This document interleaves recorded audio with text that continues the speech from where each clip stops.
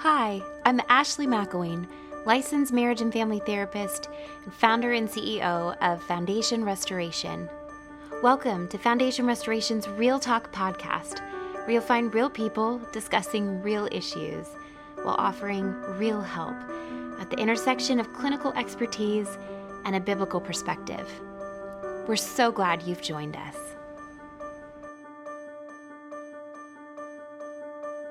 Hey everybody, welcome to this episode of the Real Talk podcast. It has been a minute since we have been together, and I am so grateful to all be together again. And thank you so much for tuning in. I hope and pray that over the last month, since the last episode, that things are going well and that you are blessed wherever you're at. As I always say, this is the Real Talk podcast with real people, real issues. And so here's a real moment for you. I missed the second podcast of April, and that's because things are crazy in my real life and here at the ministry. A lot of really exciting things happening, which is awesome, and I'm thrilled to tell you about them. But in that mix, I just missed the deadline and decided, you know what? I'm going to just hold off, and I'll pick back up with our first recording in May.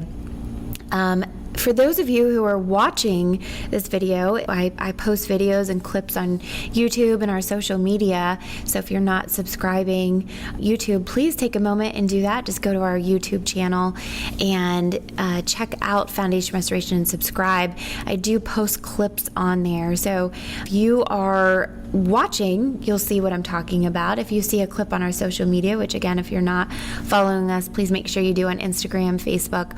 Would love to connect with you there. But for those of you who are watching a video clip, you can see I'm recording in a different room than I typically do. And part of that is why things have been so crazy. We had partially taken over the adjoining suite to our current office at Foundation Restoration, and we took over 3 office spaces, turned those into therapy rooms, and then we kind of shared a training room. And May 1st, we have officially taken over the whole additional suite. So that gives us another office that we can figure out whether we transition that into a therapy room or some other purpose. We have a front lobby area, and then where I'm sitting and recording this is the large training room. And you can't quite see the whole thing in the video, but you could kind of get a snippet of what's happening behind me. So we're in the process of figuring out getting this all furnished and prepared for all of the functions that we plan to have in here, from Bible studies to group therapy to fundraising functions to workshops and seminars and date night events. We have a lot of things that we want to do in this training room, in this large space. So we're currently working on figuring out how to upfit this and get it to where it can serve all of the various functions that we want it to and maximize the space. And we've got to redo the front lobby area, figure out what we're doing with that back office. But that is a lot. We're also growing our team, and there's some transition within the team and kind of positioning people in the right spots. So it has been very busy. And then for those of you who are here in Raleigh, we're doing a big open house birthday bash for Foundation Restoration on Saturday, May 18th from 3 to 6 p.m. here at the office. And we want to show you kind of this blank slate of what we've taken over in the expansion, and kind of get to know you, get to meet with you, celebrate 14 years of ministry. I cannot believe that I've been doing this for 14 years, that I started this 14 years ago. God has been so gracious, and I'm amazed at how He's grown me, grown the ministry. So we're going to celebrate what God's done. We're going to celebrate what He's doing. We're going to anticipate what He's doing. So it's free to come. We're going to have local favorite Two Roosters. For those of you who came to the Second Chance Prom, Gray's Charcuterie, who we had the food there catered by, she's going to be doing that here for the open house. Everybody loved it. So we're going to have that. We're going to have a bounce house and some other games for the kiddos. And so we hope you'll stop by and join us. Check out what we're doing. See our office firsthand. celebrate God's goodness in 14 years of ministry. And we are doing a little bit of a fundraiser for those who come in and feel compelled to help support us as we grow and upfit this, trying to raise $5,000 at this little open house in the meantime. So you can go to our website, foundationrestoration.org. That's where you can RSVP for the open house. Again, it's free. There's no pressure for you to donate, but we just want to give people that opportunity. It's an invitation. If you'd like to support what we're doing and support the ministry and celebrate 14 years with us, it's just an opportunity for you to give. But we want you to come regardless. It's just a great time for you to see our office firsthand, meet our team, have fun, laugh, talk, fellowship. So if you're in the Raleigh area, would love for you to check that out. Join us on Saturday, May 18th from 3 to 6 p.m. And if you're not local, but you still want to give and support the ministry, as always, we're so grateful. And you can do that. Again, go to our website. If you click through the event link, there's a specific $5,000 goal little thing there that you can give to, or you can just go to the website, foundationrestoration.org, and donate through our normal donate options there. But regardless, we're just so grateful to be able to celebrate 14 years of ministry. I'm humbled to be sitting in this room and thinking about what God is going to do and to dream up some ways that we can bless our community and continue to grow. So that is why things have been very crazy. Again, lots of exciting things and growth happening here at Foundation Restoration. And with that, sometimes I get a little too much on my plate between that and trying to be a mom and keep my house afloat. And so I missed my mark. But hopefully it made you guys miss the podcast. And so I'm glad and grateful to be together again. And today I'm going to be talking about, I'm doing an Ask Me Anything, which it's been a minute since I've done one of those segments. But, one of the most commonly asked questions that I get asked is, does therapy work? Does it really work? Or is therapy just a waste of time and money? And obviously people have examples of, I know so-and-so and it didn't work for them, or I tried it and it didn't work for me. But that's a very, very common question that I get asked. Does therapy work? Does it actually work? Or again, is it just a waste of my time? Is it a waste of my money? And so today in the Ask Me Anything edition segment, I'm going to tackle this question, hopefully thoroughly for you. And so let's go. Let's do this. Does therapy work? The short and immediate answer I'd give you is yes, but don't turn off the podcast yet. That is not a full answer for you. It is just a FYI. Where is the tip of the iceberg? So we are not done with that question and answering it at all. But that's the short answer is yes, it does work. But let's unpack this. Let's walk through why it works or why sometimes it doesn't work.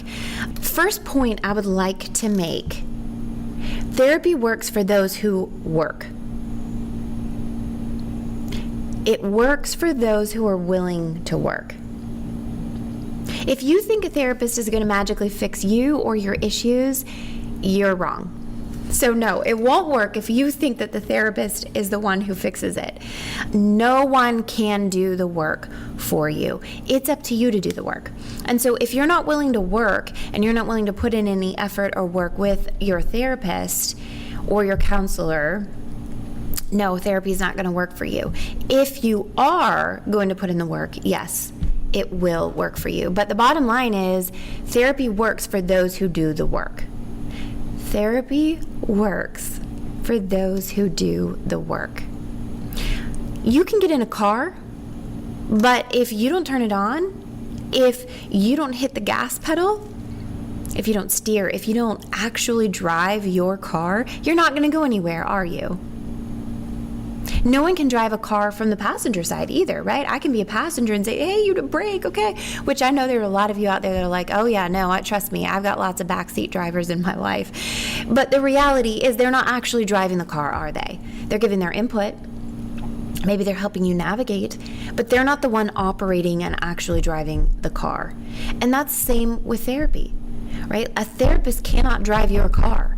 A therapist can give you the guidance. They can have the map. They can tell you where to turn. They can give you information. But at the end of the day, you're the one who has to hit the gas pedal. You're the one who has to actually steer. You're the one who actually has to do the driving, or you're not going to go anywhere. You're not going to get anywhere. Another perfect example of this that I like to use is you could literally walk into a gym and then walk out. Now, that person who walks into the gym, walks out of the gym, didn't actually work out, but they could say, hey, I went to the gym today. Okay. You can go to the gym, but if you didn't actually work out, then you're not going to actually have any results, are you? So you can show up at the gym every day for 10 years. But if you never work out in those 10 years, you've accomplished nothing. You didn't grow healthier. You didn't grow stronger. You're not any thinner, right? You just showed up at a gym, but you didn't work out. You didn't put in the work, and you won't see the results. And again, you can say, but I went to the gym every day for 10 years. Right, but you didn't work out at the gym. And that's true with therapy. You could show up at therapy every day for 10 years. Therapy didn't work for me. Right, but did you do any of the work? Did you actually put in the effort and the work to do therapy, aside from showing up? It takes more than attendance to see the results. And here's the other thing. No one can lift the weights for you, right? If you go to the gym and you go with your spouse, and your spouse, you just stand there and your spouse is like, here, I'll lift the weights for you. Here, I got it. I'll do all the heavy lifting. Okay, okay, I have 20 reps. Okay, got it in. All right, next. Okay, and guess what's going to happen? They may be carrying all the weight, but they're also the only one growing. They're the only one seeing change. They're the only one getting stronger. They cannot grow stronger for you. Nobody can do a workout for you. Nobody can lift the weights for you, and you reap the rewards and see the benefits. Again, you can have your spouse do all the hard work. You can have them do all the heavy lifting for you. You can show up at therapy and they do all the work in therapy and all the heavy lifting in therapy. And will you get some benefits of that? Maybe, but not personally, really. You're not the one growing. You're not the one getting any stronger. Only you can do the work. Only you can lift the weight and see the results. Just like a doctor, another example, another metaphor for you, a doctor can give you medication. They can make a plan for your health. You have a sickness and illness, right? They can say, okay, here's the medication. Here's when you have to take it. Here's how often you have to take it. Here's how long you have to take it. Okay, these are the other steps that you have to take for you to get better. But guess what? If you don't take the medication, if you don't take the medication when you need to take the medication, if you don't follow the plan that they gave you to get better, guess what? You're not going to get any better. And the doctor's not the one to blame. He gave you or she gave you all of the tools you needed. But at the end of the day, they cannot take the medication for you. At the end of the day, they cannot be healthier for you. You have to go get the information and do something with it, or it's not going to work. And so therapy works for those who do the work. And that's a fact. A therapist can guide you, they can equip you, they can give you tools, they can walk with you, they can comfort you, they can help you, they can reflect for you, they can give insights to you. But if you don't do the heavy lifting, nothing's going to change. You will not grow. The therapist cannot grow for you. The therapist cannot do the work for you. Therapy works for those who do the work. So that's the first very, very important thing that I would tell anybody who's wondering if therapy works. Secondly, I would say this. One size does not fit all. Not all therapists are great therapists. I'll be the first to say that. That is a fact. Not all therapists, not all counselors are equal. And so you have to realize that part of the process of good therapy is finding a good therapist, or good counseling is finding a good counselor. And a good therapist and finding the right therapist who is the right fit for you matters and will make a difference. Again, if you go back to the gym metaphor, if you hire a personal trainer and you have a personal trainer who they're not a good fit for you, they don't push you, and you need someone who's very motivated and motivating you, then that's what it's going to take. Like if you have a trainer who's kind of laissez-faire. They show up, they're like, oh, yeah, that's good enough effort. Like, you're probably not going to see the results, right? So you have to find somebody who motivates you, who speaks your language, who knows how to motivate you. And so finding the right fit for you matters, and it may take a few tries. And trust me, I know this stinks. I've done therapy myself, so I know it's not fun. You go through all the paperwork, you give the whole spiel, you explain what you're doing there, all of that. It's very, very difficult and not fun to have to start from scratch over and over and over, but it makes it worth it when you find the right one and you have the right fit, because then you start doing the work and you realize, okay, I'm going to make progress, and this was worth searching. So you may have to try a few to find the right fit, to find one that you feel is qualified or does a good job. And again, I know it stinks, but when you find the right one, they'll be the one that can help you do the heavy lifting.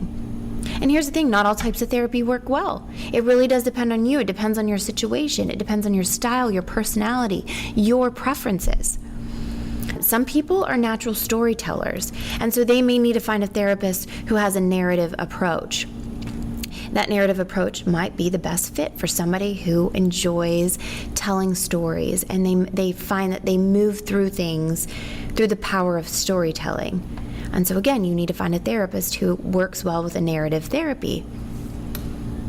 Some people, they prefer a more structured approach, and they may really like something like a cognitive behavioral therapy, CBT, where it's much more structured. And here you do thought tracking, and here's your chart, and okay, we're going to replace this with this. So again, some people maybe like that structured approach of a CBT, cognitive behavioral therapist.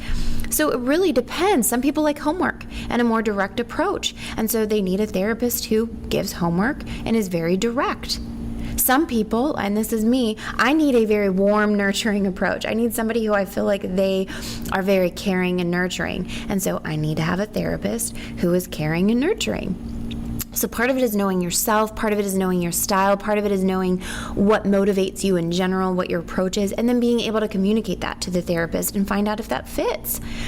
I've had clients, if they come to me and say, I want a bunch of homework, I want a very direct approach, I want a clear path with this is what, this is the chart, and if I do this and this, that's not my style. I always say I'm a very nurturing personality.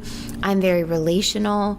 I will confront you, I will challenge you, I will push you, but I am very nurturing in general. That's my personality. That's who I am in relationships. That's who I am as a therapist.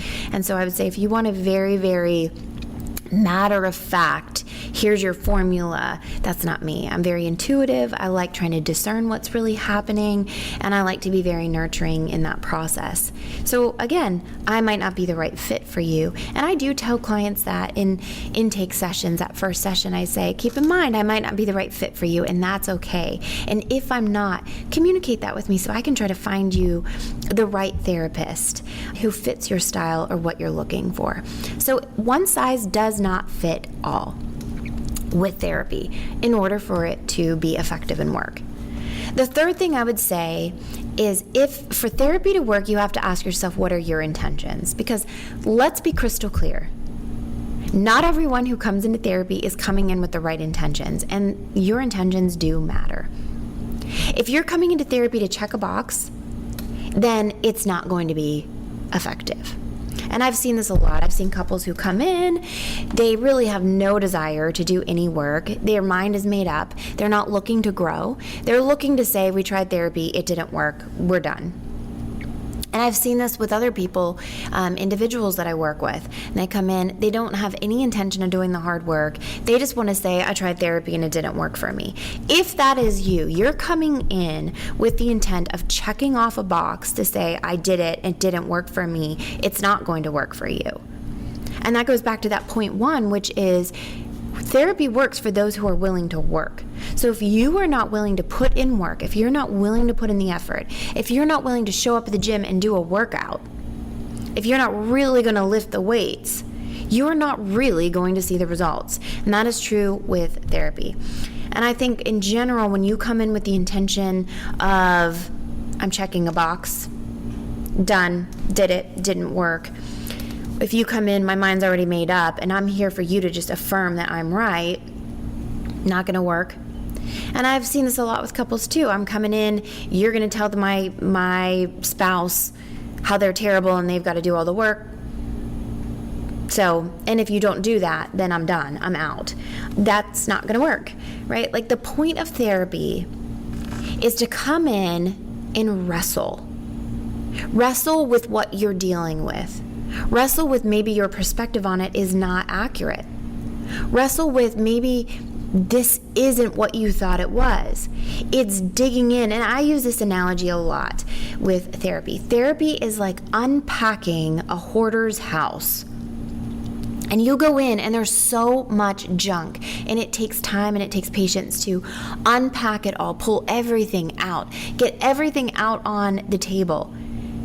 It takes work, it takes effort, it's messy. It usually gets worse before it gets better. And I'm sure if you've ever organized a closet, if you have ever decided, I'm going to clean out my clothes and get all the old clothes out, or if you decide, I'm going to reorganize the pantry, you get halfway through, and I'm sure you've seen these memes on social media because I have. You get halfway through and you're sitting in the middle of like what looks like a bomb went off, and you're thinking, why did I start this project? The reality is when you start pulling things out, there's way more than you ever thought there was. It becomes a bigger mess than you anticipated, and there's a panic moment. Oh my gosh, what a mess. I don't want to deal with this. Uh-oh. That's therapy. And that's it. Good therapy is unpacking a nightmare of a mess, having it become way worse before it gets better. But then you look and you say, okay, we got everything out here, and now I'm going to sift through it. I'm going to pick through it. Okay, this, I got to toss this. I got to get rid of this. This, oh, that really wasn't as functional as I thought it was. I don't actually need this. I'm going to get rid of this. I'm going to throw this out. I'm going to give this away. I don't need this. Okay, let me reorganize this. Okay, let me pare down this. And that's what we do with a move, which I've moved enough to know. And there's something very scary and overwhelming about that, but there's something so refreshing when you start getting rid of things you don't need. And you see really what you actually have. People are afraid of the mess.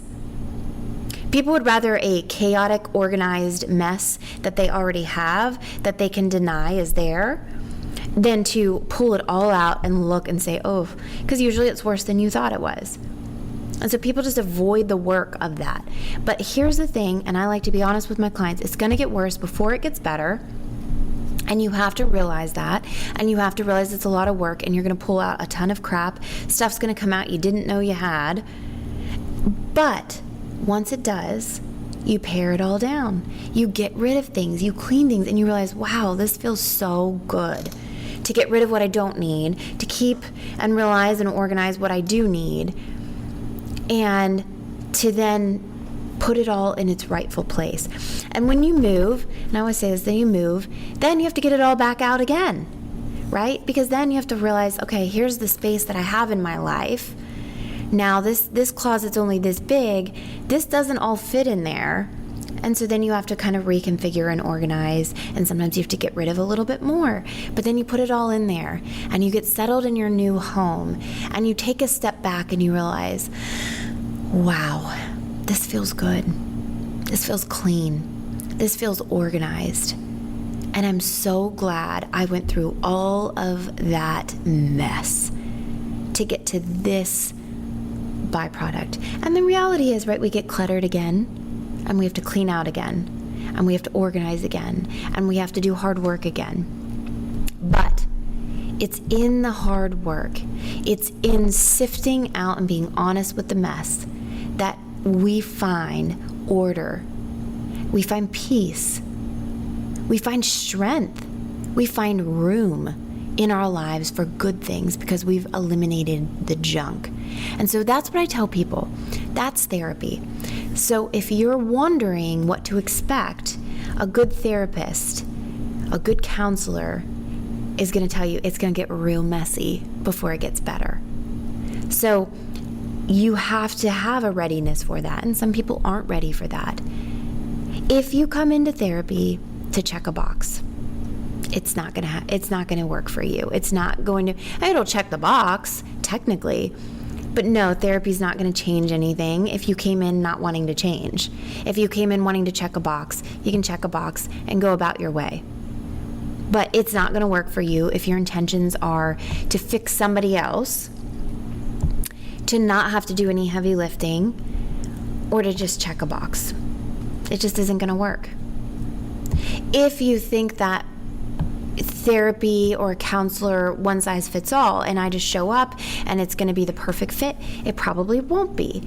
You do have to sometimes shop around. I would say it's kind of like dating. Before you find the one, sometimes you have to go through some crappy relationships before you get to the one who's a good fit for you. And that's true with a therapist or a counselor.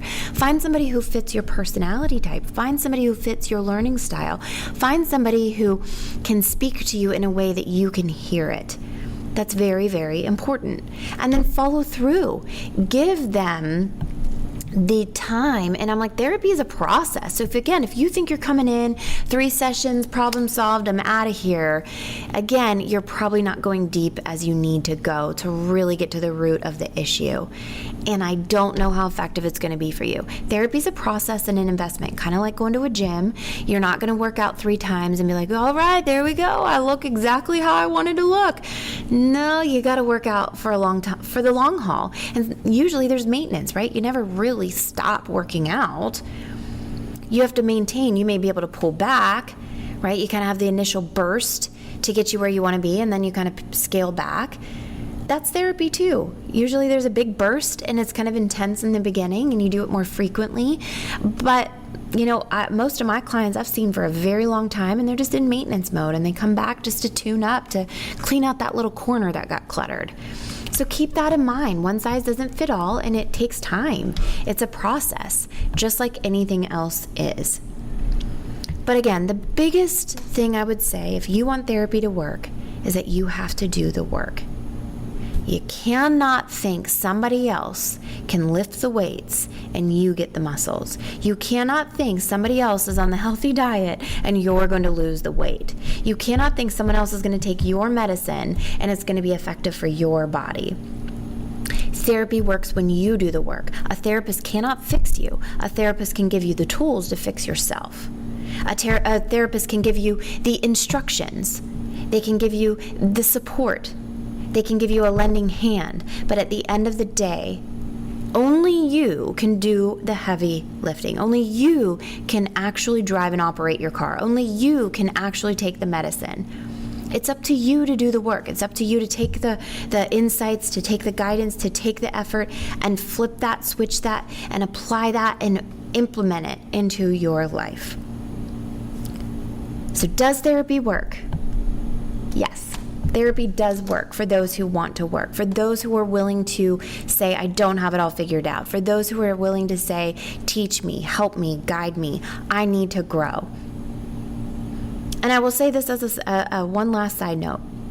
If you think you've got it all figured out, if you think that you are never the problem, if you think that you don't need to do the growing, you're not going to grow, you're not going to benefit from therapy. Therapy is beneficial for those who are willing to dig, those who are willing to unpack, those who are willing to work. That's who therapy works for. A therapist can't do it for you. Therapist is only there for you. We're there for you, we're there to walk with you, but we cannot do it for you. We cannot carry you through without you actually doing the work. You've got to do the work, and therapy will work. Well, friends, this concludes this episode of the Real Talk Podcast. Thank you so much for joining us. We're so glad you did. Remember, you were handcrafted by God, are dearly loved, and greatly needed in this world. We look forward to seeing you back here next time. Thank you for joining us for another episode of Real Talk.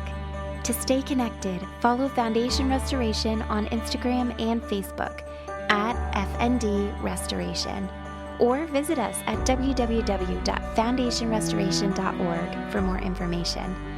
If you've enjoyed this podcast, please make sure to follow or subscribe and to leave us a 5-star review so more people can find our show. Foundation Restoration is a 501c3 nonprofit ministry that believes marriage is the heartbeat of society and exists to equip, strengthen, and restore marriages through clinical expertise and a biblical perspective. Please consider supporting our ministry with a tax-deductible donation at www.foundationrestoration.org. Your gift makes programs like this possible. Thank you for your generosity and partnership.